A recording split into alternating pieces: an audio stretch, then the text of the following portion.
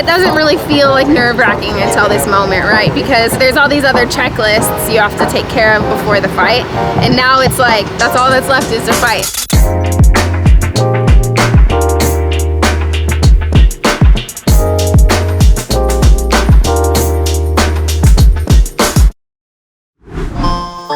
So we just finished up practice. Obviously it was a crazy hard one and it's really hot today.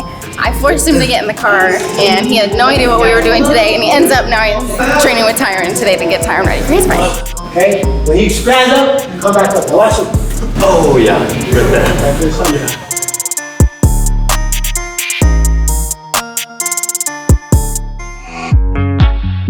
We are now headed over to do a little bit of recovery at the office with chiropractor Bo Hightower, and we're gonna get some work done and make sure our bodies are feeling all good and ready for combat. I'm really excited. Austin though hates the chiropractor. I'm curious to see how he reacts. What's going on out there, YouTube land? Today we are here with the one and only Paige Van Zandt. She's going to be headlining BKFC in 2 weeks. Make sure you go subscribe, check it out. We're going to rock and roll. Okay. Oh my gosh. This might hurt worse than bare knuckle boxing. Really? Just because your adrenaline's going and everything, or? I think so, yeah. Bring your elbows down a little bit. Oh. I should have went first. Let's do it. Let's roll. Oh man. You said this wasn't gonna hurt. You said she said that? Paige did. She said don't be a baby. Oh man. Oh. Oh. Oh. Oh my gosh. Where'd you feel that? I felt that in my soul. Yeah. We are in Tampa at the Hard Rock. We brought Dennis. My coach just got here too. We're gonna head down to the workout room. I'm just about 10 and a half pounds overweight still. So tonight we're gonna go work out, just get a really good sweat more than anything. We brought our portable sauna, so I'll go get the sweat started. A little bit of weight off tonight, and then tomorrow I start dehydrating myself, so that's like the really hard part will be tomorrow. And then I wake up Thursday morning and I get to weigh in and eat. Ready to sweat.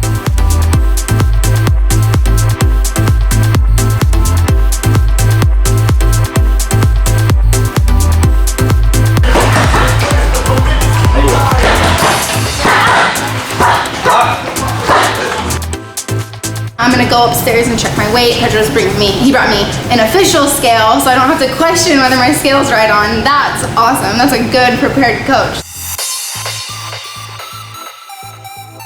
135.4, so I'm 9.4 over. And hopefully I float like a pound tonight, which means I wake up like a pound lighter. And then I'll float a little bit during the day, and I'm assuming I'll do like a 7-pound water cut tomorrow night. Perfect. Right? Yep. Yeah.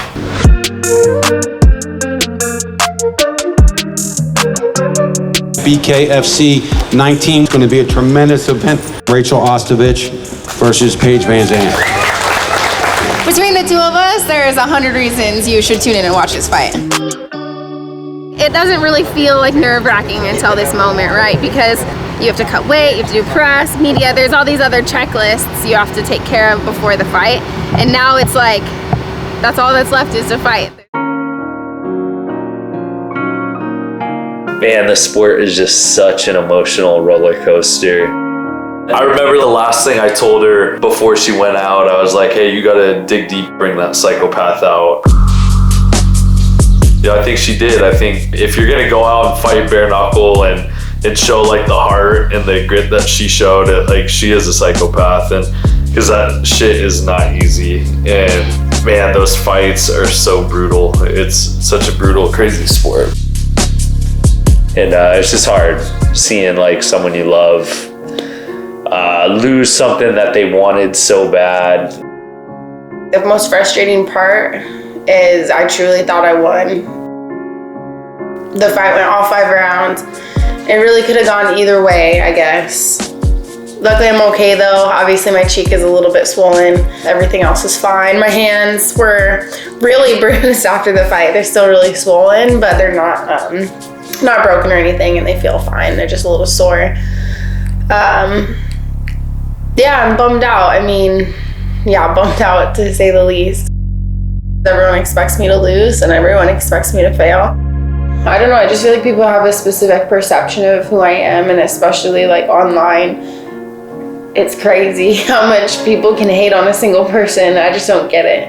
And I truly I pride myself with being a good person, and I think that's the most important thing for me is, you know, I never talk bad about my opponents. I never say a single negative thing about their character, and you never know what somebody's going through, and you never know what someone's on the verge of. When I walked out of the ring, I didn't just walk to my locker room, I literally walked all the way like outside, and I just went and cried in the parking lot by myself. And yeah, I said some things to my husband that are pretty terrible, and just about like my mental state. I told him I didn't want to live anymore, and that it wasn't like, this wasn't for me anymore, but that like life wasn't for me anymore. So I was disappointed. It was hard. It can be hard when, you know, Austin and I are married and he keeps winning and I keep losing. But honestly, him and his success is like the only thing that keeps me going, because I do feel like we win together. And his next fight will be for a title. And I know he's gonna win. And I just know how good it's gonna feel for him and for me, and I'm so happy and I'm so proud of him. So honestly, just having like his title fight to look forward to makes this all worth it, and makes me feel a little better. And yeah, I'm taking a few days off. Obviously I'm gonna heal my face and my hands more than anything. I'm gonna take some time to just, take some time to heal, and then I think for me it's important just to get back in the gym and pick up right where I left off and just continue this crazy journey.